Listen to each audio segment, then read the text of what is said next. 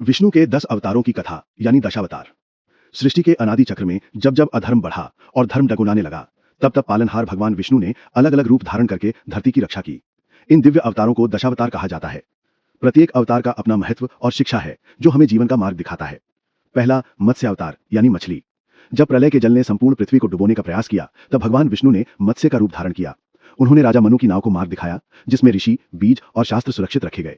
यह अवतार हमें सिखाता है कि संकट की घड़ी में दिव्य मार्गदर्शन ही सच्ची रक्षा करता है। दूसरा, कूर्म अवतार यानी कछुआ।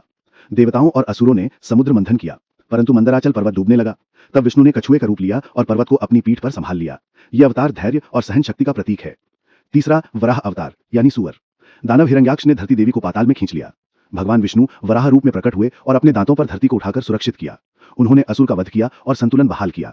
यह अवतार साहस और त्याग का प्रतीक है। चौथा, नृसिंह अवतार यानी आधा मनुष्य आधा सिंह। हिरण्यकशिपु ने वरदान से अजयता पाई थी। वह न मनुष्य से मारा जा सकता था, न पशु से, न दिन में, न रात में, न भीतर न बाहर। अहंकार से चूर होकर उसने अपने भक्त पुत्र प्रहलाद को भी सताया। तब विष्णु नृसिंह रूप में प्रकट हुए और संध्या समय द्वार पर अपने नखों से उसका वध किया।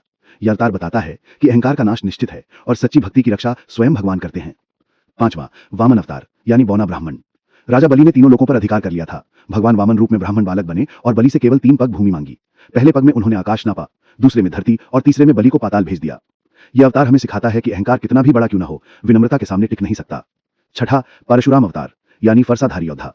जब क्षत्रिय राजाओं ने अत्याचार करना शुरू किया और प्रजा को सताने लगे, तब विष्णु ने परशुराम का रूप धारण किया। उन्होंने अन्यायी राजाओं का संहार कर न्याय की स्थापना की। यह अवतार बताता है कि शक्ति तभी सार्थक है जब वह धर्म के लिए प्रयुक्त हो। सातवां, राम अवतार यानी अयोध्या के राजकुमार। त्रेतायुग में भगवान राम का जन्म हुआ। उन्होंने मर्यादा, धर्म और आदर्शों का पालन किया। जब रावण ने सीता का हरण किया, तो राम ने हनुमान और वानरों की सेना के साथ लंका पर चढ़ाई की और रावण का वध कर सीता को वापस लाए। राम का जीवन मर्यादा, आदर्श और धर्म का शाश्वत प्रतीक है। आठवां, कृष्ण अवतार यानी गोपाल और अर्जुन के सारथी। द्वापर युग में कृष्ण का अवतार हुआ। उन्होंने बाल्यकाल में कंस और अन्य असुरों का वध किया, गोकुल में प्रेम और भक्ति का मार्ग दिखाया। महाभारत के युद्ध में उन्होंने अर्जुन को भगवद गीता का उपदेश दिया, जिसमें कर्म, भक्ति और आत्मसमर्पण का मार्ग बताया गया। कृष्ण हमें सिखाते हैं कि ईश्वर हर स्थिति में मार्गदर्शन करते हैं।